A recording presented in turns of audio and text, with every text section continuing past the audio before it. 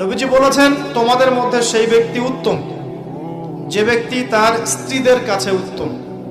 তিনি বলছেন, আমি মুহাম্মদ সাল্লাল্লাহু আলাইহি ওয়াসাল্লাম, আমি আমার পরিবারের কাছে উত্তম। স্ত্রী যতক্ষণ পর্যন্ত আপনাকে সার্টিফিকেট না দিচ্ছে যে আপনি উত্তম চরিত্রের অধিকারী, আপনি ভালো, আপনি সৎ, ততক্ষণ পর্যন্ত জান্নাতে যাওয়া কঠিন আছে। এবার তো মেয়েরা সুযোগ পেয়ে গেল মনে হয়। স্ত্রীদের সার্টিফিকেট লাগবে।